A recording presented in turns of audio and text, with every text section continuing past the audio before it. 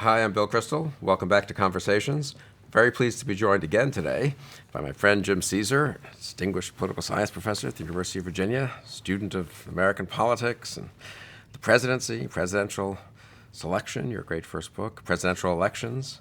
And we're speaking 3 weeks after our most recent presidential election. So was it a big deal? I mean, you edit books. Don't you have co-edit books every 4 years on the elections even? And, I have since 1992. Not sure about this year, but this one was as exciting, in fact, more surprising than even 2000, which kept me up all night. There were 2 or 3 different victors that night. Right. This time I fell asleep thinking that it was all over. My wife didn't wake me up, and at about midnight I awoken, and they were talking about the narrow path that Hillary still had. It was like Rip Van Winkle in 2 hours, awakening to a different world. So how big a deal? I mean, I guess that's the question, right? And in a certain way, let me be the contrarian. Everyone says, oh, Trump, it's unbelievable.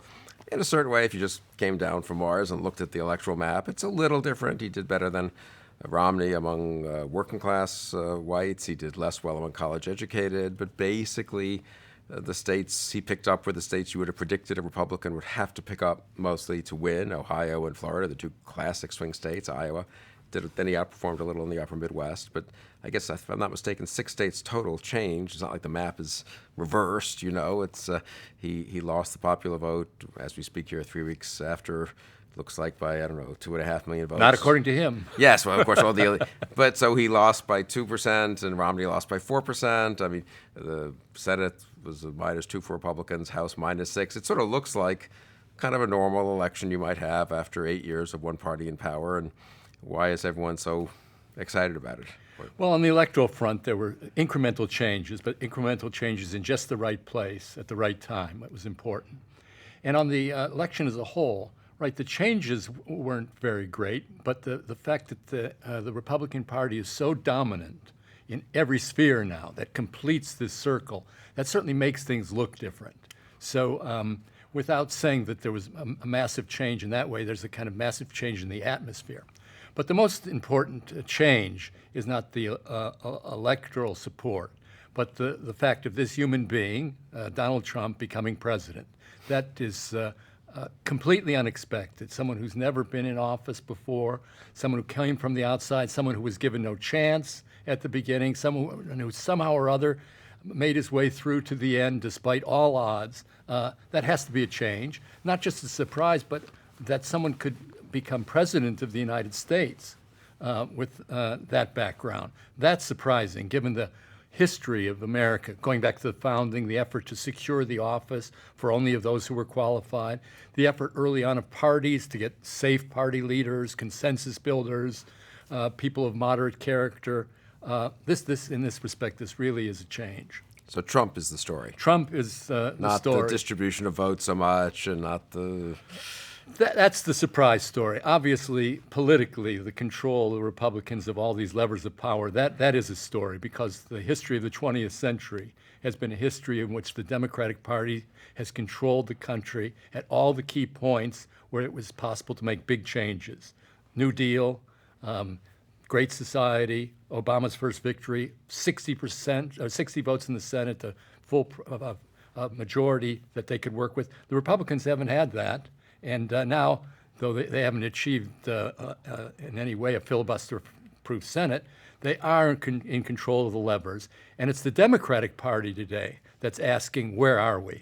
This is another surprise. Everyone had thought the day before that the Republicans would be dealing with the Civil War and asking, what's our future? Why can't we ever become the party that can win the presidency? What are we going to do in the future? Whereas, in fact, the exact opposite is happening. It's the Democrats who are wrestling with those problems today. Well, I want to come back to Trump because he obviously is a huge story, and huge, as he would say, yes. And we should talk about its meaning, its implications, its relationship to President Obama before him and to whatever comes after or whatever comes next. But let's talk about the Democrats for a minute since you raised it. I mean, I hadn't really thought about that as much, but it's a point that it's a good point. I mean, so what about the Democrats? Where do you expect the Democratic Party? You're a student of the parties. The Democratic Party, in a way, the weakest it's been since I don't know, before the New Deal. Though having won the popular vote in 6 of the last 7 presidential elections, so a little ambiguous there about its weakness. Yeah. Where do they go? What are the debates within them? What's the balance of power? What would you predict? What's interesting now is that they are posing this question. These are the different stages of grief. At first there was denial, but now some are confronting this issue directly. We see this in the challenge of yet another Ryan in the House for the leadership of the House. It's just not a personal struggle. He's in a way saying the party has completely lost its way. How can you have a party, despite the fact that it had the national majority in the presidency, that is located physically in 2 or 3 places on the East Coast and 2 or 3 places on the West Coast, and the rest is Republican? And how can you have a party, and here I think is a more profound question that they're raising, how can you have a party that's always presented itself as the party of the people that no longer really represents the people? It represents and cut the electorate in a different way. It wasn't the people, it was the Democratic Party's a coalition of environmentalists, let's say, wealthy and educated and cosmopolitan, educated and wealthy, and then the minorities, and throw in the teachers' unions as well. It's a system, that coalition, and people are asking, can you have a party based on that, or have we lost precisely the people that used to be the backbone of the party, namely the people? That question is being raised, and I don't know how that's going to turn out. So deeply is multiculturalism in the DNA of the Democrats. Can they really question that, and how? And of course, this does raise the question of relationship to the universities, because the universities are a kind of microcosm of the Democratic Party. All the points, the experts on top, the multicultural base, the organization of the university, and the thinking of who the clients are in terms of minority and diversity. Some are saying, have we gone astray? So there could be a genuine discussion, you think, in the Democratic Party, or among liberals at least? I think so. I don't know how they're going to manage this. It would be difficult, but at least some have raised this question. And that, in a way, is the most interesting thing in the party, that people are openly questioning this. Defeat can have that therapeutic effect. I mean, I suppose if Trump hadn't run and you had had a normal election, and I'm just going to make it, Rubio Walker ticket had beaten Hillary Clinton probably, or maybe not beaten her, the big story of the election would have been Bernie Sanders, who's kind of been forgotten a little bit here in the Trump, the understandable interest in the Trump phenomenon, but a socialist, pretty far outside, I would say, the mainstream of liberal politics and the Democratic Party even. Himself refusing to be a Democrat, right, until a year and a half ago. Gets 45% of the vote in those Democratic primaries. Do you take that as a big deal, or as kind of just the young people were sick of Clinton's and she was out of touch and it was a protest vote, and it doesn't really say that we're going to have a socialist element in a big way in the Democratic Party? Well, I think 2 things on this. This would be interesting, going back to the last point. Is Bernie Sanders in some ways the show a way to get away from identity politics, in that it was class-based? I think he was pushed more into the identity business than he wanted, and therefore, in that sense, could represent the solution to this. But of course, the more important thing is the fact that the Democrats were a party, like you could say, of a kind of democratic approach to it, a leftist Democratic Party, like the leftist Democratic parties we find in social democracy. Now you have someone who's an avowed socialist, favor of all of this, and the energy in the party, a large part of the energy in the party is behind him. Notice that he was given by Hillary Clinton and took most of the platform and made that kind of the norm, routinized this. The Democratic Party, as a large part as a result of Obama, lost most of its moderate wing. So it really is a party of the left, and Bernie Sanders is not out of step with the mainstream of the party anymore. You just can't say that he's outside the mainstream. He's pretty close to being the mainstream, and therefore that is another element that the Democrats are going to have to do. In addition to how they conceive of themselves, is how far of a party of the left are they, and where are they going to go in that respect? And what's the answer to that? Oh, who knows at this point? But the fact that so much of the intellectual firepower in the Democratic Party is associated with the Sanders movement is interesting. And of course, I think Sanders thinks that they'll still have him around in 4 years. Who knows? Maybe he'll be in the form of a wax museum still there, but he's combative, and he showed he was fully on top of his game, both physically and mentally during that campaign. Others, though, will tend towards him. I think Elizabeth Warren and others. It's going to be a different party, and that's one of the things we learned from this election. A kind of populism of the left, but quite different in many ways from Trump. Though Trump's always seemed to have an instinct that the two were not entirely dissimilar. I mean, I don't know that he got many actual Sanders voters to vote for him in the fall, but he certainly wanted to say, and I mean, much to the ridicule in a way of political professionals who said, well, they're not going to vote for you, it's just too different. But he kept saying, I want to, if you voted for Sanders, you should. I think he probably got a lot of those voters. Remember, Sanders had a large part of the college voter, but he had some section of a working class voter. And maybe those would have voted for Trump anyhow, but they did, I imagine, go to Trump. And Trump wasn't just this demographic fact and voting fact, it was their appeals. Remember, Trump presented himself as the party of the support of the working man. That's Bernie Sanders. Bernie Sanders was originally very much opposed to immigration. His rhetoric a year ago was pretty much the same. I don't want that many immigrants coming in. They affect the status of American workers. Both attacked Wall Street. Both attacked bankers. I would say that, so Trump covered every bit of the populism that Bernie did, but Trump was populist in other respects. You could say populism is always one element of it, among others, is this opposition to an elite, a privileged elite. And for Bernie Sanders, it was bankers, class. Whereas Trump, he had that, but he played the flute with many other tones and notes on it. He was against every elite. Right. And so, in a way, he out-populist Bernie. Well, let's talk about the two parties. I slightly deviating from the order. Maybe I had sort of thought we might go in, but I think this is a very interesting point. So you have both parties, it seems to me, and it seems to me you're saying, in turmoil, really, right? To an unusual degree. I guess what would be the comparison? Maybe the late 60s, early 70s, when you had a McGovern rebellion with Gene McCarthy, McGovern rebellion of the Democratic Party, somewhat at the same time as, or shortly after, you had the Goldwater rebellion, which then ended up as a Reagan rebellion. So you could say you had the overthrow of the establishments in both parties, I guess, between 64 and 72, 76. Somewhat similar today. I mean, how much flux could there be? Could the parties be almost unrecognizable? How strong are the parties? I mean, there's just a ton of issues about that. Yeah, there are. I'd say the Bernie one is more in the standard mold, that it was an element in the party that strengthened. After all, he was maybe at the outer fringe of that, but that element is in the Democratic Party and was going stronger. Trump is different. He overthrows the hierarchy, but who, a year and a half ago, could have found any possibility that this would be the way that the elite was overthrown? And on what basis? On what grounds? You could not have imagined either the personality or the package of ideas or sentiments or instincts. So in a way, that's a much more remarkable achievement. Both are looked at as hostile takeovers. Good piece of property gotten at a cheap price, but I think Trump got the better deal on that, or the more amazing deal. And so what about the Republican Party? Is it Trump's party? Is he just a fluke presidential candidate of what is a recognizable Paul Ryan, Mitch McConnell, Scott Walker, John Kasich party that at the end of the day, there are all these Republicans out there, the same ones who were there a year ago, basically.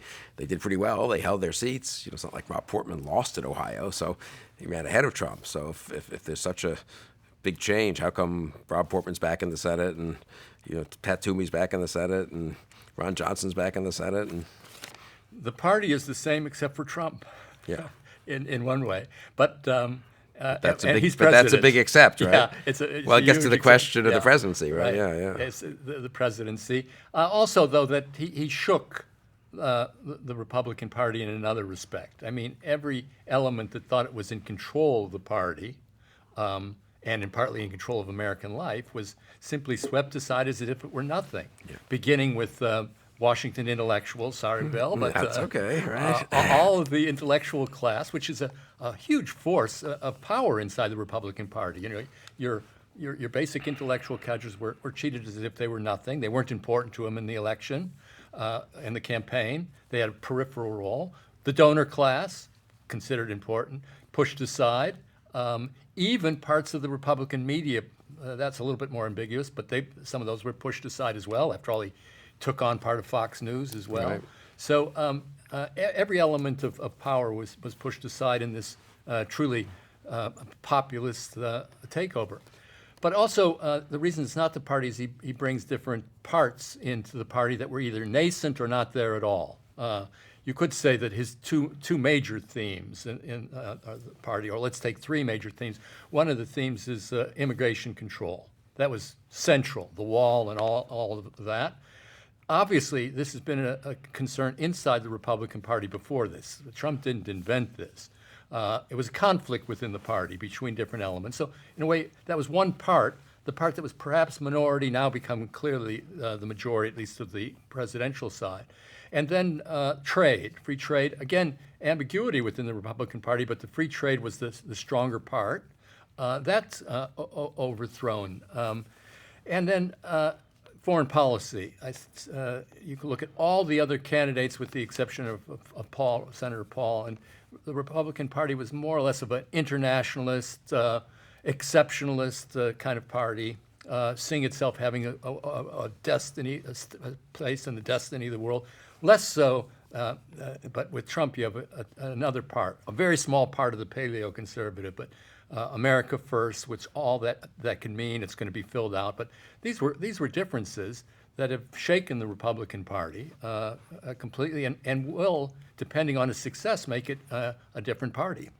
And I suppose he ran as much against the preceding Republican nominees, Romney and McCain, and the preceding Republican president, George W. Bush, as against the Democrats, right? I mean, as Bush led us into war, and, Right. he just denigrated Romney, of course, especially after Romney attacked him. And I mean, opposite side on immigration from McCain, and opposite side on trade for all of them. Has that happened really in modern American politics, that degree of reversal in one election? I mean, I think it's more often Right. an exaggeration of previous trends. Yeah. I mean, they become more dovish, or even maybe Goldwater, I guess, would be maybe the closest, right? Yeah, Goldwater. But though in Goldwater's case, there was a huge conservative movement Right. at the edges of the Republican Party that had been growing up. And not only the edges. I mean, Robert Right. Taft was barely denied the nomination by Dwight Eisenhower in '52. So you could say that was just a different 45% of the party became 55% of the Yeah, party, right? that's I mean, right. it's sort of different. And this is a Whereas for candidate Trump, that's from not- nowhere. Yeah. Yeah, I mean, it's the man from nowhere, the candidate from nowhere. Picking up pieces, I mean, not all the pieces are from nowhere, and they had some roots in the Republic, but the mix and the combination of them, that's the astonishing part of it, and the different part of it. Now, how much it's going to change the party, we'd have to go through sector by sector. There's lots of things, and I think this was true as the campaign went on, where there's a real correspondence between Donald Trump and conservatism in the Republican Party. And not only lots of things where there's a correspondence, but there's a good deal of low-hanging fruit which they can enact right now and will serve initially at least should bring the two together, beginning with the Supreme Court nominee, especially, I would say, with this opportunity which Obama left, with all these executive orders which can be undone, and undoing them is nothing unconstitutional about undoing an executive order, so he's not going to run into that objection. There's so many of those that will take place, which will, I think, bring the party together, and probably also lowering, especially business and corporate taxes. All those things, I think, have brought them together, leaving aside some of the tonality issues like political correctness, on which there's a 1,000% agreement. So those elements look to bring the conservative movement, looks like a whole in one. But then as you go deeper in, you could see possibilities of real conflict and differences that would be coming up. There's no doubt about that. Yeah, I mean, 3 weeks in, as we speak, into the transition, obviously not still 2 months away from his presidency. Yeah, one has more of a feeling of continuation, I guess you'd say, than radical break. I mean, the Yes. cabinet doesn't look that different from a Mitt Romney or Scott Walker cabinet. As we speak, Mitt Romney might even be in it, and fairly establishment picks, a few Trump-like picks. Jeff Sessions probably isn't Attorney General in a Rubio or Walker administration, but he was a major Republican senator, I guess still. So, yeah, but one somehow has the sense that that's a little bit of I don't know, calm before the storm, or a bit of a sort of like saying the FDR cabinet looks kind of like, which I don't know much about it, probably did in 1933, like any Democratic cabinet. That's sort of how things work, but doesn't mean that you don't have pretty radical changes 1 or 2 or 3 years later. Right, but the difficulty is saying what those changes would be and what they are. So we know a few positions of Trump, that's for sure, but we don't know if there's anything beyond this. He doesn't process the world through the mechanism of, let's say, a set of ideas and ideologies. That's a real break. Not that Bob Dole was a great ideologist, but you kind of knew where he stood just by habit. And think about Dole. I mean, Dole, who wasn't really, had to say, I'm going to be like Reagan. Yeah, had exactly. to say, but he said it as a way of reassuring the party. And Trump really didn't. I mean, No, he didn't. And well, as you pointed out, not only did he run inside the Republican Party, but he truly out-Cruzed Cruz. He ran against everything in the Republican Party, touching on Reagan, never directly. It was the one when he didn't frontally, but everything else. The honor of others, the presidency of others. I mean, he called for, validated the impeachment of the last Republican president. Not very normal way to go. But what this is going to add up to, where they're going to see some sort of break in that respect, that's unknown given the way he operates. I don't know. I hope he knows, but maybe he does, maybe he doesn't. These are the great questions that 3 weeks in we can't answer. In the euphoria that some are feeling at the moment, it's always easy to govern when you're only appointing people and not making any real decisions. And the terror others are feeling is probably maybe not the best guide either, though, to actually thinking about what's going to happen. I guess just thinking about Goldwater, McGovern, I mentioned those two. I'm probably being too unimaginative to kind of keep looking for examples like that. And they're both so ideological, as you say, it's a little different than someone like Trump.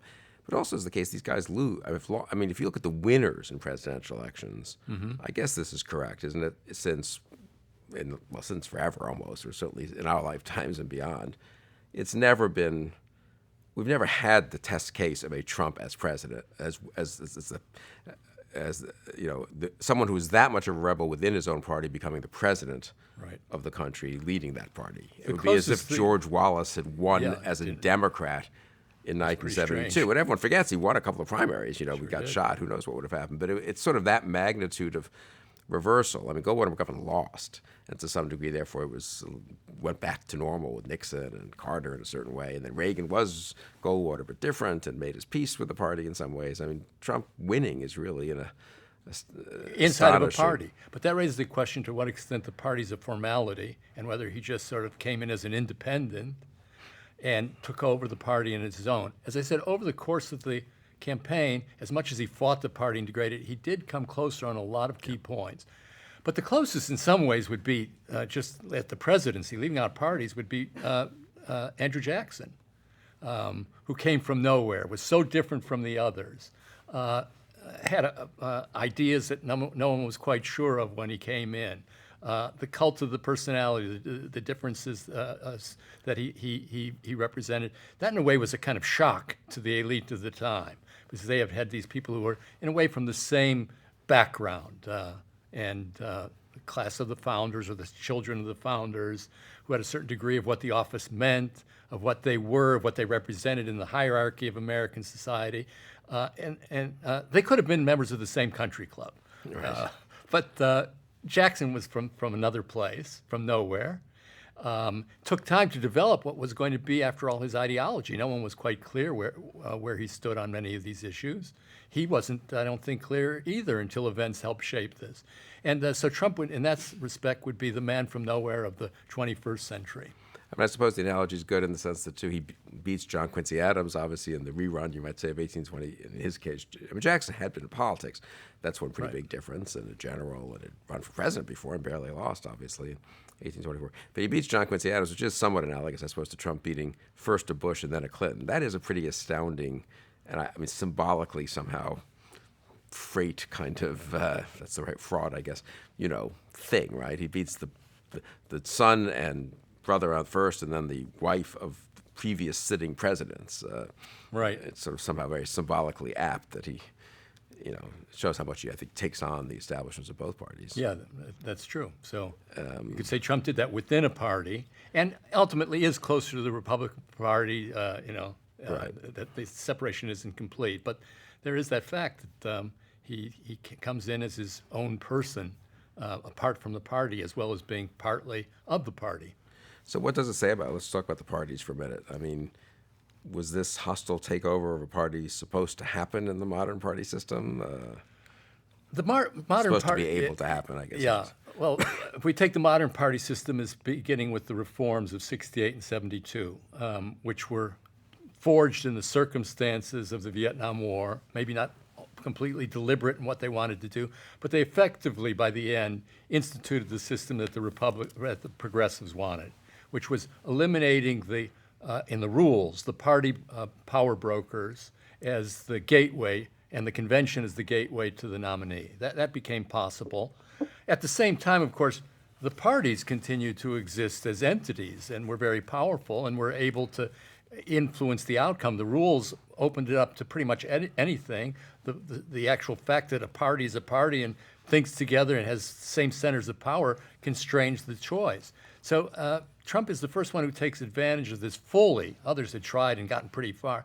The first one to take advantage of this fully and of the rules and simply take over the party in a way that no one in any part of the establishment of the party could have expected or believed. That's the new thing. Others, as I said, had tried, Wallace and others, but they had been stopped in part because of the power of the party. That's the difference. So it does raise the question, is this just going to be a one-off?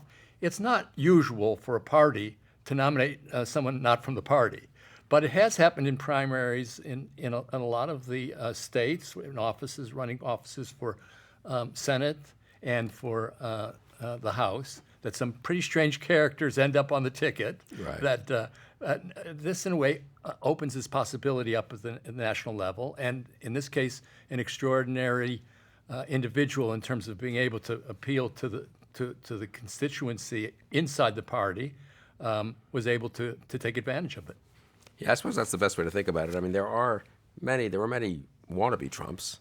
There were businessmen who had never held office who ran, Steve Forbes and others, and did pretty well for a while, and Herman Cain even in 2012. Right. There were challengers to the establishment who ran, Pat Buchanan, George Wallace, we mentioned, who did, Howard Dean in 2004, who did pretty well for a while.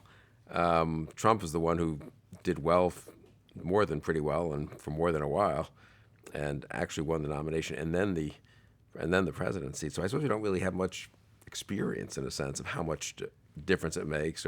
But I don't see in principle why it couldn't happen again. I mean, why won't, now that we've seen how weak the party establishment is in terms of actually speaking to their own voters, now that could change, I suppose, but I don't know why it would. I mean, and the media, the ability to end run the media, including some of the media on your side, sort of, the ability to spend your own money to some degree, though he didn't end up spending that much. But I think the fact that he could self-finance was important. He couldn't have gotten going, maybe. Being a celebrity, I mean, all these things, he's not the only one, right? No, not at all. I mean, you could look at it two ways. You could say that this only happened by the accident of this year, not merely him, not that he was so great, though he, of course, he would assert that he was, and there is something to that in terms of his being able to communicate. But what happened with the rest of the people? They split and diced themselves up, Right. And he was able to take advantage of that. You had a lot of pretty good people who couldn't get together, wouldn't get together. It's understandable. Each thought that, why should I sacrifice my ambition? Right. But he could have been stopped, and that's, if you look at some of the other races where you mentioned some of these outsiders, they were stopped by a kind of coming together of the rest of the party. So there's that. But on the other hand, once something is done, it proves something. You know, it's like in any game or sport, you can see something is done. Yes, you can actually catch a football with one hand. Look at how many college kids catch it all the time with one hand. Now he has shown something that's really important, that you can come into the party, take advantage of this possibility in the structure of the rules, and simply take over the party. You also mentioned, which is important, the remarkable change that we've faced, really a revolution in communication, because communication used to be something that was expensive. If you want to communicate, it's hard to do. I mean, think of the first time I suppose they had to chisel something on Hammurabi's wall. You had to get all the chiselers there, and it took a long time. And communication has always been expensive. You have to either build an organization, communicate through that, or through mail. It's now possible. The cost of information, of communication, is zero. This is a revolution in human affairs. He can sit in a room and send out a message to millions of people. The trick is getting people to listen. But now it's physically possible to communicate at a cost of zero. Yeah, A big change. so all this happening at once, in a all sense, this I happening, think right. is important. The communication revolution, plus the party weakness, plus a fair amount of discontent because of economic trends, globalization, and somehow, I think it's a very important point you make, and it's really a point that goes to other political scientists should think more about. That once you've shown something can be done, in principle, something could have been done for 5 years, 15 years, 30 years. It's hard to know, but once someone's done it, everything changes because then others start to do it. Then people figure out how to counteract the people who do. You see this like in football is a good example. I think with new offensive formations that work for a year or two, and then of course everyone on the defense adjusts. But then you have a different game at the end of it all, somewhat different game than you had before this cycle began. This and is showing that it works is really an important this moment. is the system of wargaming, what we used to do in Garmisch when we played the war games and how the generals would fight the war games. You would see how every change in theory of how a war is fought changes dramatically, and that change then sets in motion a new defense. So the world is never the same, and that's been true of campaigns, I think, minor scale, all the time. That's why they're called campaigns, military campaigns. But this is I think, qualitatively different. Or when a quantitative change, as Marx says, becomes qualitative, this was it. And it will regame the whole system, and that's the new world in which we live. So 2016 probably is an inflection point in that respect. In that respect, Yeah, at least opens up new possibility. And the other way in which this is true, we were talking about this in the office, and I was sort of trying to make the contrarian argument that it was pretty fluky. He was very unusually talented. The other candidates attacked each other. Walker blew up even before getting to the launch pad, so to speak. And it's just a lot of weird things happened. Bush was a perfect foil. And this, you can't draw too many lessons from Trump's victory. How many other people are going to have his degree of celebrity and the money and the happening to be right on a couple of issues that people were unhappy about, where everyone else was wrong, incidentally. He got so lucky that Bush was liberal on immigration. Rubio was liberal on immigration. They're both free traders. He was sort of had a niche to himself, but it turned out to be a very big niche, 38, 45%, enough for winner-take-all primaries. So I was making this point, and we were arguing about it. But then one of my younger colleagues, made a very obvious but shrewd, I thought shrewd since I hadn't thought of it at the moment, observation, which is, but that doesn't really prove anything because World War I needn't have happened. I mean, what assumes, right? There were like a million contingencies that, bizarre miscalculations and fluke, what if the shot had missed in Sarajevo and so forth, that led to it happening when it happened. But once it's happened, it's happened. I believe that's right. And the effects can be huge and can lead to a second war. They can lead to a whole change in politics. They can lead to mass movements that no one thought possible. The Bolsheviks taking over the Soviet Union. I mean, it probably isn't quite World War I, but it is a very good point, too, proving that something was somewhat contingent and didn't have to happen. And that's why we have the expression crossing the Rubicon. Yeah, that's good. That's right. In a way. Did he have to? No, but that one simple act changed the history of the world. So let's talk about different aspects of that. But stay for a minute on the Republican Party and the conservative movement, which has been lodged in that party for quite a while now. How much does Trump?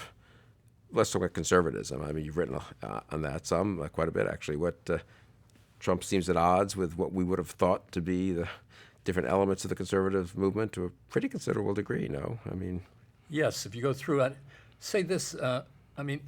Prior to the formation of the modern conservatives, let's say the ideas that began with Buckley and the others in the 50s and 60s, what was a conservative? It was basically a party that eschewed very many ideological principles. It was sort of let the good person govern, give him flexibility.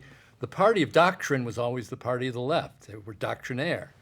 So, you think of the conservative leaders like Disraeli or something like that. That's what a conservative did. You understood that governing was a complex process. A decent person should be put in and given the chance to make decisions on his own. The Republican Party, to respond to the Democratic Party, became, in a sense, an ideological party. Maybe that's too strong a word of its own, Right. with several doctrines. Its great leader, who came to that, Reagan, was the most committed to this.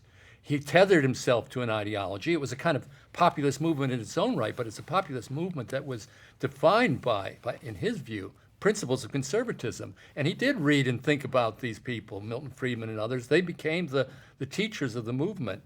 In this respect, you could say Trump is by throwing away doctrine or simply surpassing it, in some ways is a return to an older form, except that the older form was meant to protect prudent rule of state. Whether Trump will be able to do that, whether that's the opening or whether this is something that's inchoate, we don't know. But so there's that question about conservatism that comes up. So that's one way where you could say there's a kind of return to an older conservatism. But as you go through the different branches of conservatism, people have cut them up in different ways. Historians have. I've spoken of 4 heads of conservatism at one point. They've already changed, but one of them was neoconservatism. Another one was libertarianism, or let's say economic conservatism. A third one is social conservatism, and a fourth one is a kind of grab bag of traditionalism. Those were just the heads that I looked at. And on each one, you can see elements of continuity, but elements of real conflict. And so I mentioned the neoconservatives first, and you're right here. Go right ahead, yeah. I would say that could be the point of, at least at this point, where there looks like the possibility of greatest difference on paper. The neoconservatives in their foreign policy have looked at the United States' role in the world as crucial, not only for our own interests, but for the interests of the world. In fact, that you can't separate in this age the interests of the world from American interests, because there is no spontaneous order in the world, and it's fallen to us by destiny to be the ordering part. That, I think, is the key understanding of neoconservatism. The other one is that the thing that acts as the American nation. So in a way, it's a nationalist internationalism, as distinct from a internationalist internationalism. Muscular, and I think on top of all that, neoconservatives see this as our destiny and also part of our nobility. There's something noble in that. And that's kind of American exceptionalism in the international sphere. So Trumpism, or Trump's discussions, really do call that into question. Well, America first, in a way, begins to think that maybe there is no world order that's important, that takes care of itself, that we're like every other nation, only we want to be first for ourselves. Well, of course, the neoconservative view is that can't happen in this age when someone has to take charge of the world order. And America first, therefore, could be a kind of rejection of that, or that we only need think of ourselves like any other nation. I think neoconservatives says that won't work for us and that won't work for the world. You can't judge America's interest only in its own interest, given the character of the world. Trump has said things as well. In addition, part of the neoconservative view is that this new order would have as part of it some of America's commitments, not as the core of foreign policy, it's still realistic, but where possible and at the margins and even more, to put the kind of world we want into effect. So the spread of liberalism to the extent possible with all the difficulties. Maybe it's said that neoconservatives didn't see the difficulties. There's all that criticism which has gone on ad nauseum, but I think that was the commitment. Trump is seen not to value that very much in some of his statements. Just whoever keeps order is good. And this connection with Russia and Putin, this challenges that. I will say now, we're sitting here November 29th, that the first act he's made, as a president-elect, occurred with the death of Castro, where he was on the side really of what the neoconservatives would counsel, namely that it's not just a question that the dictator's dead, but the dictator was a dictator. Okay. And there you are, back to the importance of that it was above and beyond our interests and the deals and the money changing hands between the United States and Cuba. That's kind of important. And so maybe there could be some rapprochement. There also could be some rapprochement of who's going to actually run the foreign policy. So we'll have to see, but that's a real difference on paper in the domain of neoconservatism. So you could go through the rest of them. I don't want to keep Okay, well, talking as a monologue. No, well, I think it's a very interesting point that America First and American exceptionalism have overlaps in rhetoric and maybe and certainly in policy too, to some degree, strength, but they're actually at odds with one another theoretically and practically in many ways. And it will be interesting how much you can go back from American exceptionalism to America First in a sense in the modern world, but maybe you just ignore, this whole alliance, not ignore, but minimize this whole alliance structure. Free trade was so much a part of that. Right. Sort of underrated, I suspect, as a part of that the world order, the world America made, I guess. I think Bob Kagan called it. I mean, yeah. They do share nationalism, not exactly the same. I think it's fair to say that neoconservatism nationalism is scrupulous about not being about enclosing. Yeah, but still they do carry the nationalism. They do carry strong military. But the whole thing of how we view the world order, America's placed in it. I would say it's placed in the destiny of the world.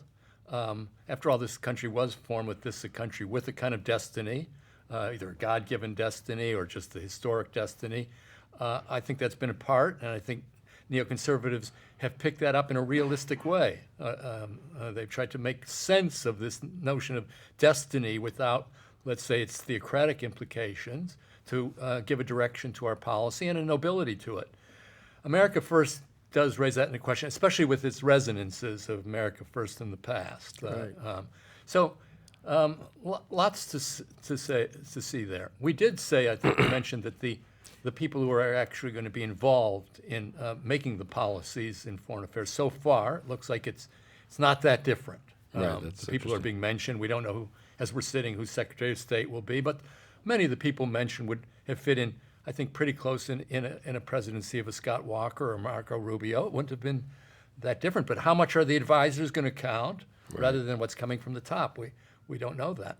And I would say on the other strands of conservatism, the one thing that I think kind of held them together, the traditionalists, to some degree the social conservatives, certainly the free market conservatives, was a belief in small government or limited government. And I would say that actually, I would push back a little on the notion that the older American conservatism isn't quite Disraeli-esque. It is in some ways just competent management of affairs, but statesmanlike, even informed by history. But it was also really, certainly since Wilson, I guess, and the reaction to Wilson, it was always about the government's too big, we need to restrain the government, always about some version or other of constitutionalism and defending the old Constitution against kind of activism, either judicial activism or congressional activism, which the courts weren't curbing. That's what the great fight under Roosevelt was, of course. So that would seem to be about a century old, that tradition. Reagan certainly, he probably paid more lip service to it than in terms of actually rolling back government, but that at the core of his first inaugural address is that government's part of the problem more often than being part of the solution, however you put it exactly. That does seem pretty strikingly not to be much part of Trump. He doesn't have, either from a debt point of view, he doesn't seem to care much about entitlement reform, but even more in a more kind of fundamental way, what's always, I think, tied together the different conservative elements, and it's been useful because it allowed other differences to be bridged in a way, was the kind. Now, he will make a conservative or constitutional Supreme Court appointment, I suppose, so that might, again, paper things over for a while, but his idea of being president is you go tell some company not to move to Mexico. Yeah. There's not a whole lot of rule of law, constitutionalism, limited government. That is a strain that I think you could find all the way back, couldn't you, to the 20s and through Taft and through, But not before then. Yes, fair enough. You could say from the 1860s to the Republican Party was the party of a bigger government. That's true. A party that did a lot of things, that saw itself as the mover. Going back even to Teddy Roosevelt. Yeah. It was... So and they kind of began switching sides when they saw what the progressivism could mean. And also, if you want to stretch this, they were also the party of protectionism and the tariff. Right. In a strange way. That was the core of this. And we're not the party of strict laissez-faire, or it was only one part of it. So... I'm sure Trump is thinking about that all the way. No, but that's a good point. Trump, in some ways, is more of a 1870s, 80s, early 90s Republican. You had a kind of welfare system introduced indirectly through the support for the Grand Old Army. Right. And people have studied this, that the Republican Party did a lot of those things, land-grant colleges, the Hamiltonian plan of development. Infrastructure, as we say these days. The Hamiltonian But you're right, plans. restrictionism in immigration, that was a little later. Yeah. And protectionism, certainly, yeah. Yeah, but the constitutional thing, in that, I was going now to the group of the traditionalists. One element of the traditionalism on which Trump is problematic has been the emphasis on constitutionalism, which I think even when you had the Republican Party as a party that was activist, they rooted that activism in an interpretation of the Constitution and stressed that point. I mean, this was the whole debate between Jefferson and Hamilton. Hamilton gave justification by his reading of the Constitution. So this isn't something that Trump has emphasized, to say the least. It doesn't mean that he doesn't care about it. We don't know, but if someone cares about it, they would put it up front. He hasn't. That's been a concern. On the other part of traditionalism, though, of modern Republican traditionalism, I think the traditionalists, they've been more concerned about, say, a common culture, which swings over into immigration. And that's been a debate that took place many times between, say, the Wall Street Journal and the National Review. A large part of conservatism of the National Review was always say, well, we want to make sure we don't let in too many people. I think there's a way of treating that in terms of ideology, but there's also a way of treating it practically. And the ideologies in this case can sometimes trump the practical.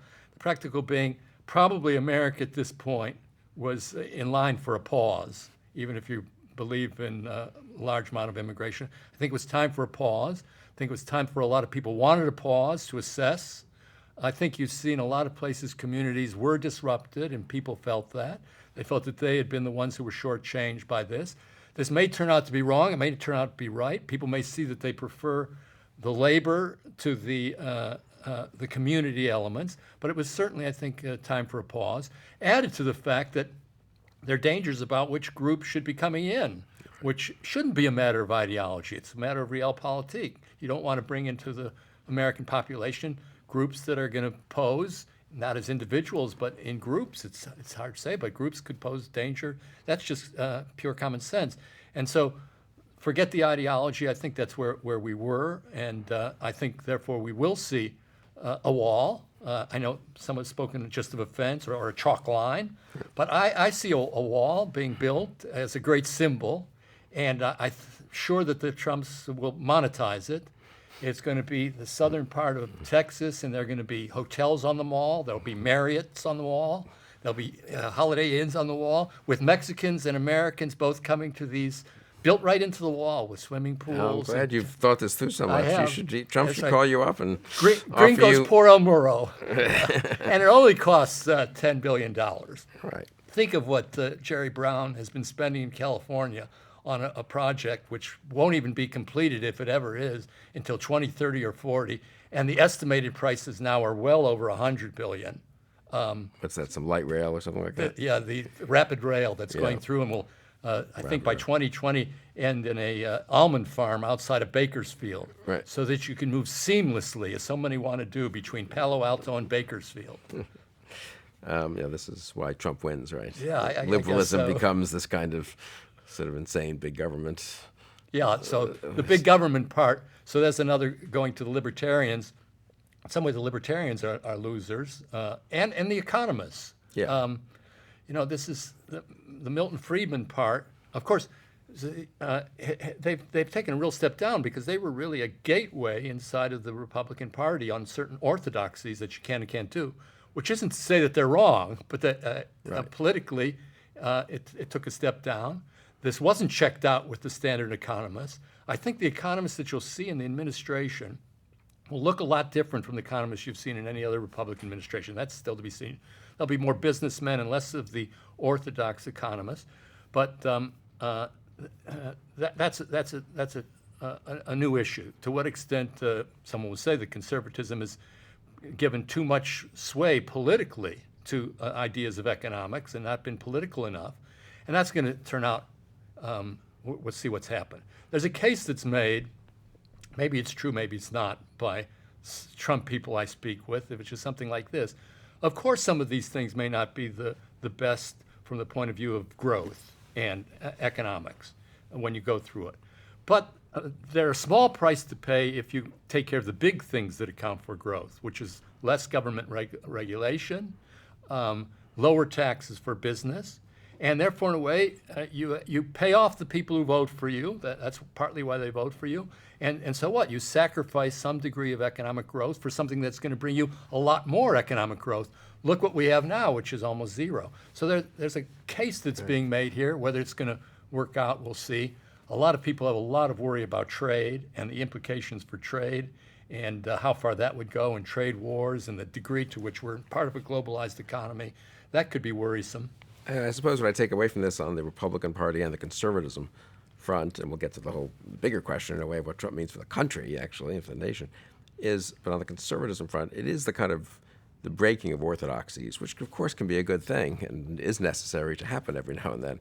But it's a pretty broad breaking of orthodoxies, kind of for a movement that, as you say, had become quite ideological and had all kinds of gateways and checklists, too many probably, that, got a little ridiculous. You had to say you were for this and you were against that, and this latest Supreme Court decision, and then everyone signed up, dutifully on the conservative constitutional agenda, the conservative economic agenda, as you say, the different aspects of it became too checklisty. But Trump really, the degree to which Trump has kicked it over is pretty astounding, I suppose, and means that, of course, how do you predict what he's going to do as president? I mean, well, it really that's the issue in a way you've had. And since a lot of those ideas kicked over, I think are pretty good ones. Yeah. And they're good fences on governing.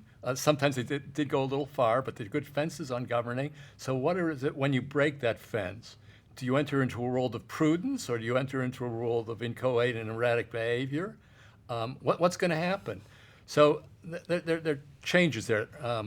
So I'm concerned about the overthrow of these forms of conservatism, recognizing that some of them, to me, were becoming a little cloying. Some of the economic stuff, I don't think took account of what the lives people were living and what they expected from their government. And I think Jeff Sessions was at the front end of this, where he says, this isn't a business, it's a country. Yeah. That one little line had a lot of resonance. And of course, it had resonance within the Republican Party. The Republican Party was the one that broke the back of the idea on immigration.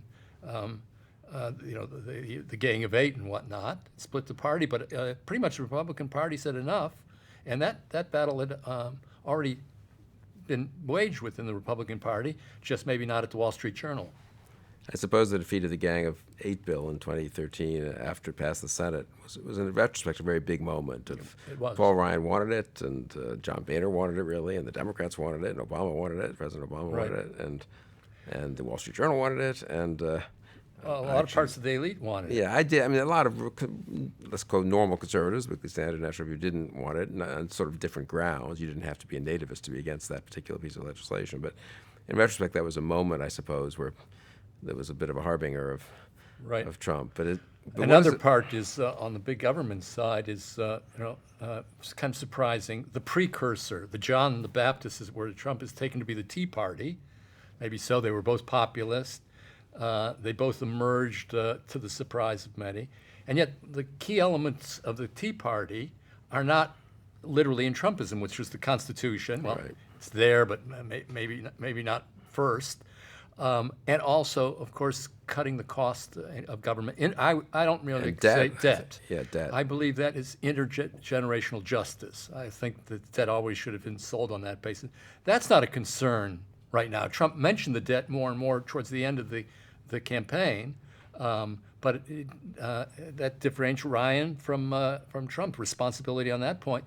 Either it's a cost that he feels that you have to bear to draw voters in, or that the growth that we will achieve, rather than going the Democrats were, is better than the alternative. But he overthrew those elements, which I thought, and I thought that the element of the debt was going to be the issue of conservatism of the next generation. Wrong. It's amazing that was so quickly overthrown. It just seems so compelling, so important, and so logical when you looked at this thing. You read the accounts of where the nation was going in debt. It still may prove to be in terms of the health of our system. So I haven't given up on that, but politically, it lost its force. And just to conclude this part of the discussion, I mean, it also really, it was the heart of a, let's call it a conservative narrative, as you guys say in the academy, that tied together the economists who were worried about it from an economic point of view and the sort of moral concerns about burdening the next generation, constitutional concerns about this is what happens when government's untrammeled, from the notion that it should balance its budgets or limit its goals or have even a gold standard, all these kind of obvious, kind of old-fashioned constraints gone, and this is what happens. You get $20 trillion of debt. So it was so core, I think, to the whatever the violations in practice by different Republican administrations, to the conservative narrative of what the problem was and the general kinds of solutions to it. And for Trump to seems, he talks about the debt some, but he seems to have pretty much trampled over that orthodoxy, which again has come back to sort of, what is party government about? What everyone thinks of Clinton and Obama, let's say on the Democratic side, and Bush, take the most recent 4 presidents, on the Republican side, or Reagan, Bush, maybe to be. I mean, there's a kind of party coherence in what the Republicans did and didn't do, and what the Democrats did and didn't do, with obviously shading to the middle and some bipartisanship and some deviations. One does have the feeling that Trump could just really scramble that in a way that's we haven't seen in quite a long time. Right. On key issues, let's say we mentioned foreign policy, we mentioned size of government, debt, trade. These are issues. But how he's actually going to do this once governing, that remains an open question, since it's not driven by any ideological checklist he seems to have. Right. These are discrete policies, spoken of in terms, instead of ideologies, you have deals. And a deal is a separate and distinct package. Each deal is separate from one another. The connections between the deals don't seem to be very important as the deal itself. It's another way of viewing the world. It could be said to be a kind of prudence. Could be said that you don't want to connect things that aren't connected. That's doctrinaire. We'll see. We barely mentioned the current president of the United States, Barack Obama. So let's step back and talk more about what is 2016 a big moment for the political system as a whole, not so much the Republican Party, conservatism, not so much the election results. But I do think one could look and say, gee, the first 2 post-Cold War presidents we had were Bill Clinton and George Bush, and kind of normal center-left, center-right, 16 years of normalcy, I guess maybe. And then you get Barack Obama beats Hillary Clinton, and then Donald Trump beats first Bush, then Hillary Clinton, brother and son of the preceding Bush president. Somehow that does seem symbolically apt that, how much of our politics changed in a bigger sense? Are we living in an Obama-Trump America, not a Bush-Clinton America? Well, the two are extraordinary personalities in one sense or another that loom over almost all presidents in that respect, being outsized in one way. Obama, the 2008 campaign, he's a traditional Democrat in many ways, to the left side of the party, but still, the secret of Obama exceeded his ideas. It was him, the person, him at the moment, the African-American at this moment, the speaker, everything that was invested in him, the worship of him, the fact that this was really an outside personality, became virtually president of the entire world and saw himself as the president of the entire world, of where the world was going. And he had his adorers, I like to call them the adorables, just as Trump had his deplorables. So that great group. The key to this was some way in which he was able to relate to mass audiences. And I remember going to his rallies in 2008. The energy and the electricity was like none of the other candidates. It was just something there that others didn't have. And obviously that carried over from the rallies outside beyond in ways that no one quite understood. And similarly, Trump, in a very different way, is a person who was able to deliver a message and a tremendous energy at his rallies in the same way, to reach an audience. Now, his was never an international audience. It was America first. It was really based on this country. So in a way, it was more limited. He was looked askance by other nations, although the implications of Trump's victory on the rest of the Western world may be just as great or greater than Obama. That's left to be seen. But it was much more intensely, tribal, which is his way of looking at things, and a way of being able to go over the heads of the party, as Obama did, but in a way against them when he wanted as well. So we have two types of popular leaders that emerge. One charismatic, one more a popular leadership of some said demagogic in character, but both have this character. Is this a new element or a requirement of our political systems, or just the accidents of two one-offs after another? Well, two one-offs after another is maybe already more than a coincidence, but it is extraordinary. And I think in light of this, there's something that the two share, consciously or unconsciously. I would say consciously. Both have elegant wives too, but consciously the fact that they must admire something in each other. They see that they both pulled off the same or part of the same trick of being able to communicate to a mass in a way that could elevate you above the need of party in some sense. That's pretty different. I could see us slipping back to normalcy. You just don't have that many human beings like that, but they sure both stand out at this point like that. And they've opened the door, it would seem, to a kind of new politics. Where at the time I was, in grade school, I suppose, with Kennedy, I think people had the sense was something, the charisma for the first time. Right. Max Weber's term, word, social science word, suddenly becomes a everyday word in American journalism. And I guess we have had since then, to some degree, a politics of charisma, muted by the American party system and by the constitutional system, but probably no Kennedy, no Reagan, right? I think there's some truth to that. Probably Reagan was the conservative. And now you do sort of think no Obama, no Trump. It's sort of the next stage from charisma to and a certain personality to celebrity and outsized hopes in the case of Obama. I guess in Trump, well, outsized hopes I would say, Outsized hope as well. but also fears. Yeah. So that's the similarity. Now, then there's a question in relation to both of those to constitutionalism, which is interesting because in a way one might look at this and say this is pure Caesarism of a certain sort. Right. Two Caesars after another. Three Caesars would be more than enough. But now Obama is interesting because at least on the rational level in 2008, he and his party ran strangely as a kind of constitutionalist party in that if you go back, they were warning against the imperial presidency of George Bush, someone who had violated the Constitution.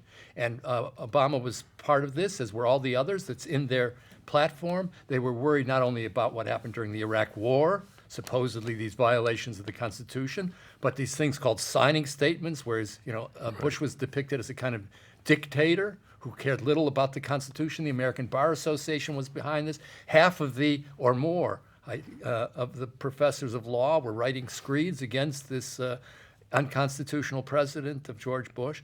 And Obama, as a teacher of constitutional law, put himself on the line of this. I call them, institutionally, they were Whigs against the president and for the Congress, the old-style Whigs of the anti-Jacksonians. No sooner did they get in office than this talk of constitutionality died out rapidly. And Obama himself became the one who seemed to most disregard the Constitution, or so his critics said. I think there's something to say that he threw a lot of constitutional restraints overboard. The law professors, almost all of them, a couple exceptions noted, who had complained so vociferously, were suddenly quiet. The American Bar Association, not a peep from them. And yet the ways in which the constitutional restraints were violated were enormous. They invented a new doctrine, dysfunctionality of Congress, right, as a way of saying that if Congress is dysfunctional by the judgment of the president, then the president achieves this new power to do whatever he wants. And that becomes somehow acceptable. So that's interesting. Now we come to the constitutionality of Trump, who seems, from the campaign, less constitutional. He's not talking about the Constitution. He's criticized executive orders, but he hasn't gone into a big thing about the imperial presidency. He seems to have some fascination for strong men and acting individually. Right. Yet the paradox would be, I can see, and I'm not going to bet, but I could see coming out of this a much more constitutional resolution than occurred under Obama. I don't see that the Republicans in Congress are going to change as quickly, if they change as all, as the Democrats did, which was kind of a disgrace, really, seen in retrospect. I hope they feel ashamed about this. I think the Republicans do many of them take constitutional issues more seriously. I hope that at least 3 years more seriously. That would be nice. But also the politics of the thing, the fact that he's not exactly there first or foremost the Republican candidate, if a Republican at all. And the fact, therefore, that he's further away from his party than maybe any president in the era of parties has ever been, going back to Andrew Johnson had, was in there as a kind of Republican, but neither party really supported him. Who really has fully invested in Trump? They're invested as long as he does well. But if things should really begin to fall flat, won't they? And they say, well, he was never fully ours. We said when we ran that we're running to check him. That was the early core of the campaign of Marco Rubio and many of the senators. And they do have cool relations. So we can imagine a more active constitutional kind of Congress. And so you have a check Caesar in which, when Augustus came to power in Rome, he praised the Senate while taking away all its powers. That was his great change. Made everything look on the surface as if it was lawful, and it became unlawful. One could say that was Obamism. This could be the opposite one, who comes in, who looks like everything's unlawful, but there could be a large degree of law that could develop. That would be a happy scenario. And I think that one I imagined in May when I thought the unthinkable of an article I wrote for you about his becoming president, that this could be a silver lining. Yeah, this good return to article on the Weekly constitutionalism. Standard. Yeah. I think the Obama thing was always a bit of a myth, the Whiggism, because the campaign, I remember just thinking this at the time and being, of course, liking McCain and having many friends in the Bush years, and just how the columns in Denver, 70,000 people. It was a sort of left-wing Caesarism, which means it doesn't seem very muscular, perhaps. It's more hope and change, and we're the ones we've been waiting for. But it really had that feel of a kind of Caesarism. And the reason he was, the other thing I would say is they won a big victory, the Democrats, in 06 against Bush, and then Obama increased the margins in 08, first Democrat to win a majority of the vote in a presidential election since LBJ in 64. So he really had a mandate, you might say, or the party felt it had a mandate, or liberalism felt it had a mandate, and he took advantage of it. And liberalism's never been terribly constitutional, so they were happy to go in that direction. I do think this is different. On the one hand, Trump is the president, so that's huge, as they say. And, and it was amazing, the inside straight he pulled off in Wisconsin and Michigan and Pennsylvania. On the other hand, as a true empirical fact, he ran behind the House Republicans by quite a lot. If you look at their whole national vote, I think they beat the Democrats by about 3 million, and Trump's going to end up losing to Hillary Clinton by a couple of million. A lot of the Republican senators ran ahead of Trump, slightly ahead in some cases, but not that many of them think they're in the Senate because of Trump or in the House. I really think that's very limited. That's not like Reagan or Roosevelt or those big realigning elections. So there is a real possibility that Trump inadvertently could lead to a congressional reassertion of power to some degree against Trump, or maybe not necessarily against Trump, but just on its own, you might say, since Trump's own policy predilections are also murky and conflicting in some ways. It's a very... Numerically, if you look at it, we've done charts and everything of where he stands, and say all the presidents since McKinley, modern presidents, you want to find, he's way down of 31. He's like 26th in percentage of electoral vote for the winner.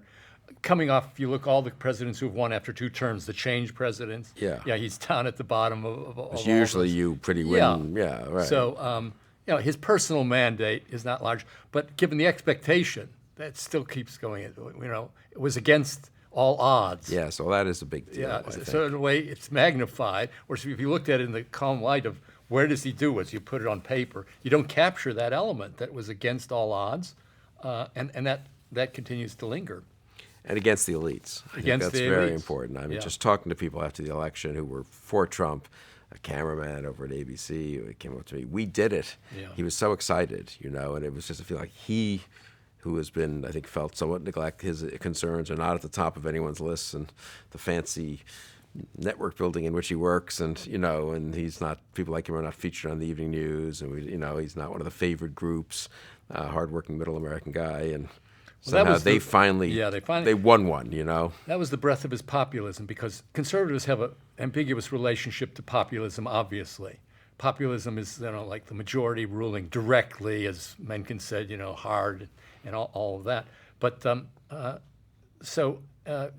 conservatives are constitutionalists. That's one element. Federalist 63, the people ultimately prevail, but you want forms and constraints. They've always supported those. So that's one element in which there's a tension.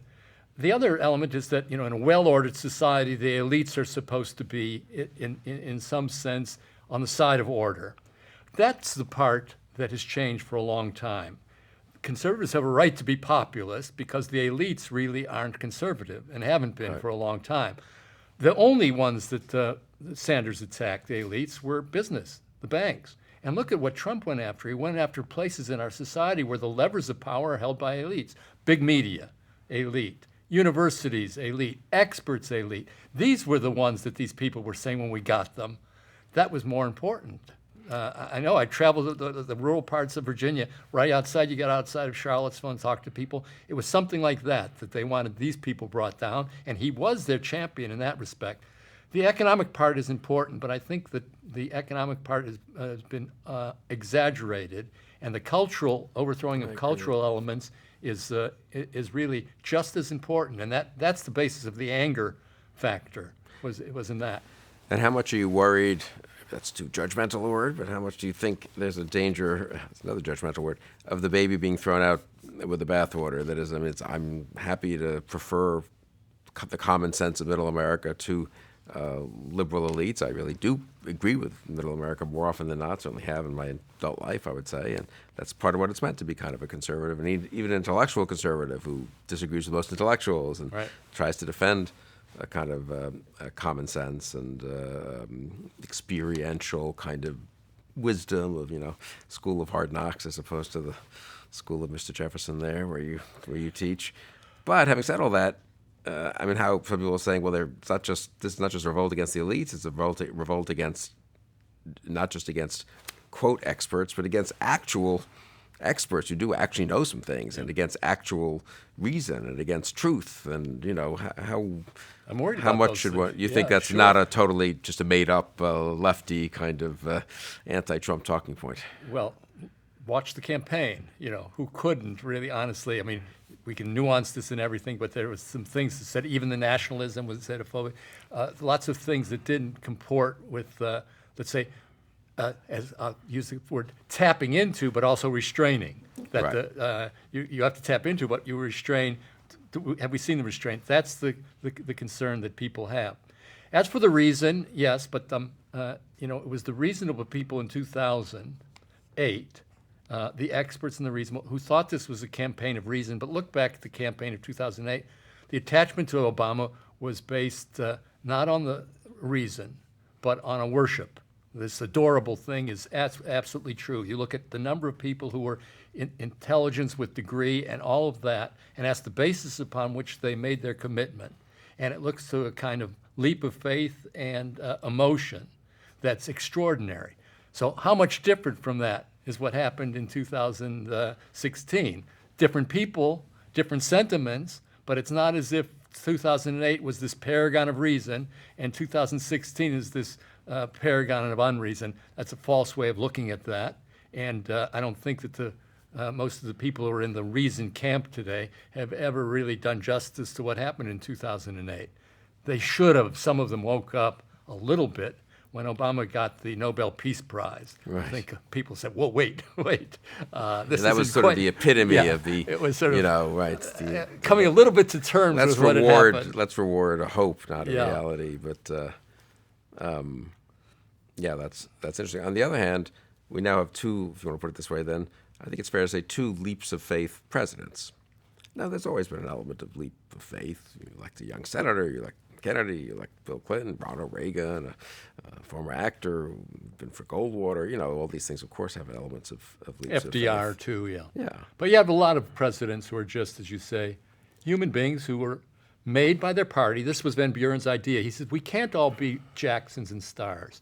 That's dangerous. Can't we just have a politician? Well, how do you give the stature to an ordinary politician? That's the problem. Very few people have stature enough to be president. The party was supposed to supply the stature. But in those cases, you did have actually, Roosevelt had been the VP nominee and was in 20, and was from a famous family. Reagan had been almost the nominee in 76 and the governor 2 terms of the largest state. Clinton, 12-year governor. Whatever leaps of faith were involved in all these cases. Kennedy even, it was actually quite a long time in the House and the Senate, I think 14 years. So it does seem, Obama and Trump seem to me to be somewhat different category. agree. Obama less so because he was a Democrat. He'd been a state legislator. He'd run for the House. Then he won the Senate seat. Still pretty fast, 4 years in the Senate. But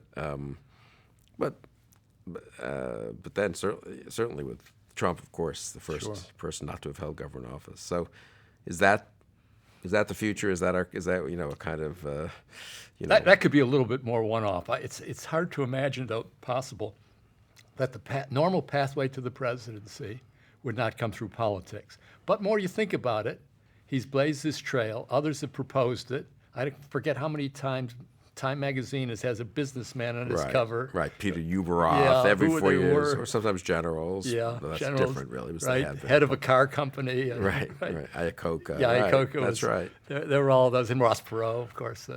But that would suggest that's always been the kind of rebellion against party government, right? Yeah. And it's what party government was designed to put down, way back with Edmund Burke and then Van Buren.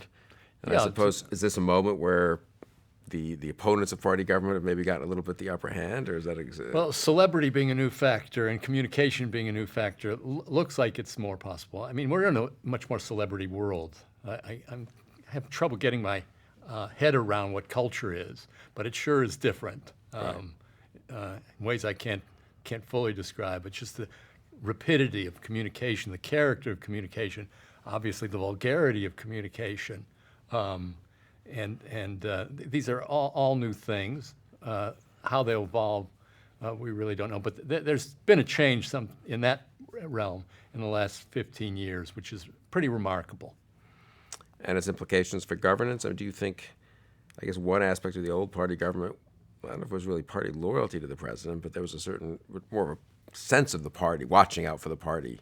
Is Donald Trump going to spend a lot of time worrying about whether the things he's doing are helping the Republican Party in 2018, or maybe he will? I don't know. I mean, that's an interesting question. That's hard to say in a way. And Obama did not, wouldn't you say, didn't. compared to preceding presidents? He destroyed his party pretty easily, but they sacrificed to him willingly. Yeah, that's right. Suicide, they walked out. But the party stood together. That was the remarkable thing, is the Obama party, they banded around him, and as I say, walked the plank for him in a way that you can't imagine in 2010. Such that few of them are there now. In 2000, they stuck together, and this was a period in which the party was very, very much together. That I think could be different inside the Republican Party. Could be different as these views on issues emerge. I could see a lot of Republicans switching on different issues. A much more fluid situation in Congress, which would probably be healthy. So that's another possibility. Yeah. I mean, I suppose you said earlier that one of Trump's first kind of acts as not president-elect was a statement on Castro's death. I suppose at the end of the day, one talks about the election, both demographically in terms of the voting. One talks about the campaigns, which are very, very interesting. The party, the nominating process.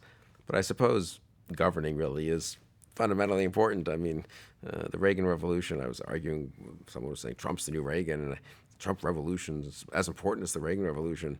And I said, I think I'm right about this, the Reagan Revolution wasn't that he beat Jimmy Carter in 1980. That was impressive, and he'd come back from losing in 76, et cetera, and come all the way from Goldwater, a speech for a presidential candidate who got slaughtered in 64 all the way to the presidency in 80. But that wasn't the Reagan Revolution. The Reagan Revolution was that he governed for 8 years, followed conservative policies in at least two very big areas, taxes and foreign policy, and succeeded. That's why there's a Reagan Revolution, and elected as vice president, who continued basically those policies, certainly in foreign policy, and won the Cold War. So I suppose how Trump governs and the success of his governance is just overwhelmingly important for all the theorizing one can do about, I mean. It is good to keep in mind that the purpose of elections is to choose someone who governs, not the way around. We're so obsessed with elections that we attribute the impact and effects to election, whereas it is governing. And as you point out with Reagan, even his great speech becomes ridiculous, even good speeches, if they're not backed up by deeds. There's no rhetorician in the world who sounds good when everything after a while is failing around them. You look absurd, and the words look absurd, and the dissonance between them. So it is going to depend on governing, as it should be. One would hope we're not living in a virtual world. I think there's still an element of reality in this world. I guess. A small and so, amount. As a political scientist who studies governing as well as elections, and you do, of course, I mean, what would you say? This is of course very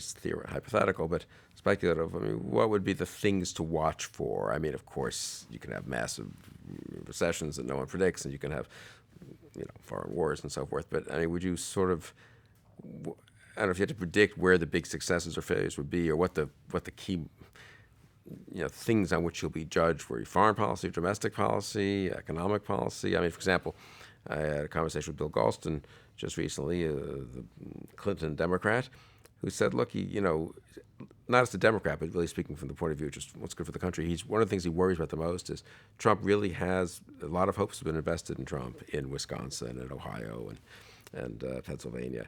And they think that he's going to turn their economic situation around in Scranton or in Youngstown or whatever. And he's probably not. I mean, this is Bill's line. Maybe he could do a little temporary stuff, but basically globalization is globalization and technology is technology, and those jobs aren't coming back, and they're not going to have the lives they sort of thought they might have 20 years before, and maybe we'll get better at retraining, and maybe, of course, we'll do all kinds of things, but very unlikely that there'll be the kind of turnaround they might have thought in the excitement of the day after Election Day. And that's worrisome. If you have tens of millions of people who invested a lot and didn't get what they hoped, you could have a really nastier populist backlash. I mean, is that possible, or how much should worry about that? Or does he have a fair amount of low-hanging fruit? I guess that's an empirical policy question. Yeah. Well, that's difficult to say. I mean, what I'm saying is that in effect you've put on politics something that's really happening outside of politics: automation and globalization. These even with some trade barriers, this isn't going to change these facts entirely. You can build a car with a lot fewer people today. So are the lives of these people going to change? And what do they really expect? And how disappointed will they be?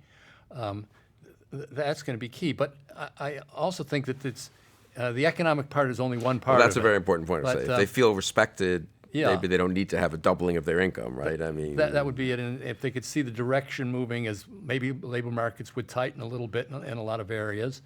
And regulations could matter some. I mean, take what happened with people were thinking of happening in western part of Virginia and West Virginia.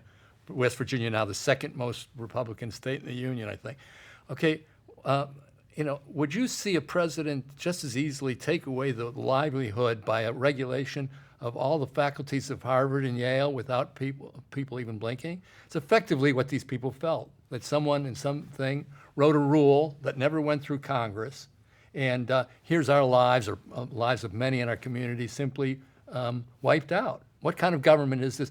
So maybe if you're not going to change everything, but you can change a few things. There's lots going on in these communities, though, that look beyond the scope of government. I mean, this is the problem today. So much is connected to what government promises and what it delivers. It can always deliver dependency and welfare, but that's not what the ultimate aim of this. The ultimate aim is this idea of a respectable job for a respectable person in an economy that's growing.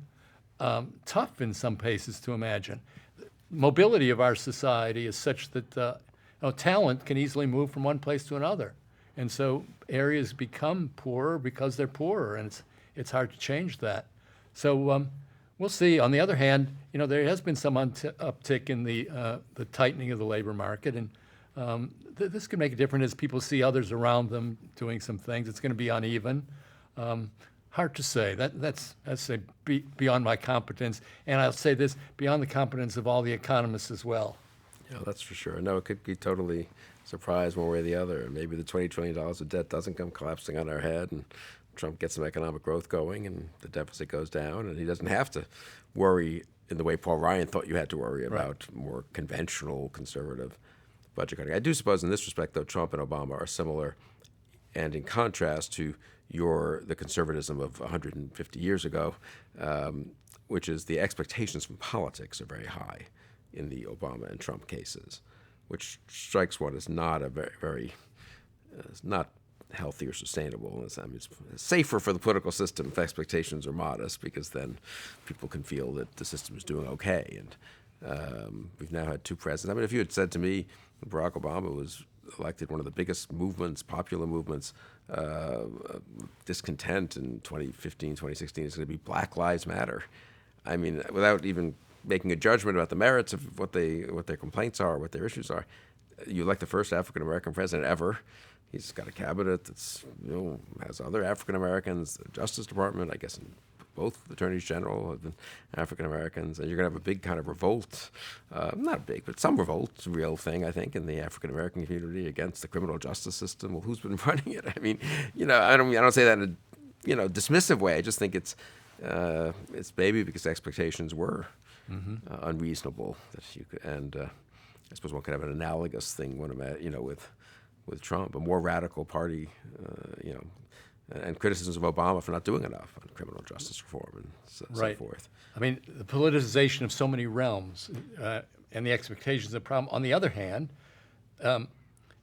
it also is an opportunity, because if you can't succeed in one realm, there's so many other realms that have been politicized that by changing and doing something in those, you can show that you've actually changed some things that was formerly beyond the scope of the federal government altogether, which is an altogether more sane system. But education is an example. There could be some really important changes in that, which would register in the lives of people, not exactly the people we're thinking of. In rural places, people usually go to the public schools and that's it. But in a lot of the urban areas, you could see some changes. You could see some changes in cultures of universities. You can see a lot of regulation changes that people would see right away, which would be kind of a low-hanging fruit.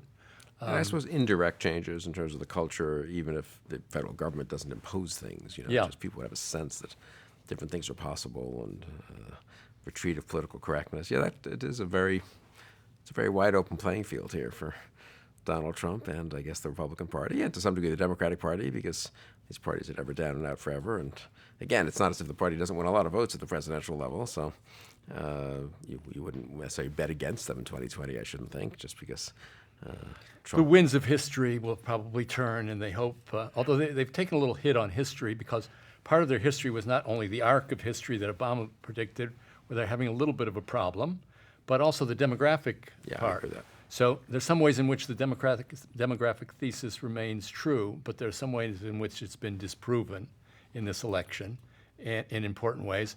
The new demographic thesis for the Democrats is for waiting for the older whites to die out. The false part is that as some of these groups come in, there's no reason why they will remain within ethnic encampments if administration plays itself well. It didn't happen with the Irish, didn't happen with the Germans, who were thought to be closed ethnic groups and were for many years. Why should it happen with the Hispanics? Well, time will tell. And also, what about African Americans? Could we see some changes there? That may depend a lot on the results of policies. You could do with some minor improvements in what's happening in cities. That could make a real impact. Yeah. Will it happen? Who knows? It'd be incredible if Trump becomes the Republican who finally, after decades of Republican attempts and laments about how difficult it is, sort of breaks through with the African American vote, and for that matter, the Hispanic vote as well. And it's someone who you wouldn't say personally has shown great sensitivity, perhaps, to concerns of those communities. But you know what? If he puts in certain policy changes, I agree. What if people see the schools in inner cities improving and the job prospects for manual labor, let's say, as opposed to college-educated labor improving in a few places? It wouldn't take that much, perhaps, to show a sign of hope. Right, yeah, right. Yeah, that would be. But that would be these are the areas of policy and luck. Yeah, and luck and all sorts of other things. And of course, in most of these cases, the things that actually sometimes govern a presidency are things that come from nowhere. A foreign policy crisis, and suddenly a president is not doing what George Bush thought he was going to do, which was read books to third graders, and he's dealing with something new and different. That's just the way the world works, and that's why they get their fame and their pay, which isn't very much, of course, to Trump, but still. But that is where I guess conservatives like me who've worried about Trump's character, temperament, judgment, get more worried. But people rise to the occasion sometimes. I have a Republican friend who's made the case that Harry Truman was thought to be, and was in some ways, not prepared for the presidency. So, I mean, people were just, he knew nothing when he took over, really. Very kind of somewhat impetuous, irritable guy. Made a lot of bad appointments, in fact. Sort of chaotic administration. Had to bring George Marshall back. Remember in 1950 or whatever, after his, going through 2 secretaries of defense in a couple of years. And that was already after he was elected in his own right, let alone at the beginning. missed all kinds of things, that were happening, and yet history has been kind to him. And He was sure better than Henry Wallace. yeah, so maybe you could write a Harry Truman scenario perhaps for Trump. One last one. I'm very struck on your point about the left and the arc of history. I think that is very important. I think one effect of the Trump election, however narrow it was, and the minority of the not just minority of the popular vote, but losing the popular vote and inside straight on the electoral colleges. I do think it's so important for the left to have that sense of that it's going in their direction. It's sort of inevitable. The demography makes it sort of inevitable, and the Obama victories made it seem kind of inevitable. They'd be in third one after Obama, and I wonder how much of a blow it's sort of like with the Soviet Union, right? And once they lost a rather small war in Afghanistan that wasn't central to their existence in any fundamental way when you think about it. I mean, it just one thing led to another, and suddenly the whole. I don't think we're going to have a collapse of liberalism as we had a collapse of the Soviet Union in the 80s, but somehow it feels to me like the whole thing is sort of rickety. The universities, political correctness, the failure of Obama's actual policies as opposed to the hopes. I don't know. Really, one wonders whether you could have Trump could, in a weird way, in that respect, herald a much bigger change. Well, the idea of a history going in a certain direction, the implication is what happens when it doesn't. Yeah. Because it's not just the policy that fails, but the whole worldview that fails. I remember a letter of Jefferson where he's talking about the French Revolution, and he always says it's an event like any other event, but no, it has this metaphysical status. If it doesn't succeed in the way we thought, everything that we thought about the movement of history doesn't succeed. Huh. It's disproven in one case, and that's a little bit of a problem with the field. As for the demography, that's an important issue as well. Although going back to that, I'd raise a point a little out of it. It isn't the case. It's a little off the point. It isn't the case that this was just a question of white voters. I'd like to think that in many of these cases, they were voting as voters and not white voters. And the reason it becomes a matter of race is because the minority voters have voted so much as blocks and seen themselves as blocks, and has been addressed by the Democratic Party as a block. Is the white voter a block in the same way? I would, traditionally the white voter has just been the voter. And a lot of these transformations away were the fact that these voters, not for reasons of race, had simply said, now it's time for a change. Yep. So they weren't voting on the basis of race, they were voting on the basis of what they thought happened, which ties into this case. Many of them were Obama voters who turned away. I don't think race was the issue. It was where they thought this thing was going, and they weren't happy. Yeah, I mean, the left wants to say it was race, and I mean, yeah, because that's the way they cut the pie. Yeah, and one clever lefty formulation, which isn't probably entirely false, is the white working class noticed that everyone else was voting as a bloc and voting as an identity interest group, so to speak, and they decided, okay, well, fine, if they're going to vote that way, we'll vote that way. And it turns out there are a lot of them, Right. And Trump saw that and won. But I think it is unfair in a couple of ways, as you said. I don't really think that was the main motivation of the vote. And Trump did as well, or even slightly better, I believe, than Romney among African Americans and Hispanics, which does suggest to me if he just did a couple of things that, if you toned down some of the offensive stuff, did a couple of sort of symbolic outreaches, and then actually had some policies that did some good, it would be an unbelievable irony if Trump, all the demography talk goes away if the Republican share of African American and Hispanic votes starts to increase at any pace. I mean, you don't even need to get to 50%, certainly, but becomes reasonable, right? So that would be an amazing irony. An amazing irony that Trump would be the person who makes that possible.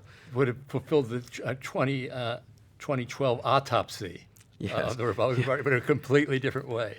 So, well, that's a good note to yes, the irony of history, the cunning of history. Always a good note to end on. Jim, thanks for being with me today, and thank you for joining us on Conversations.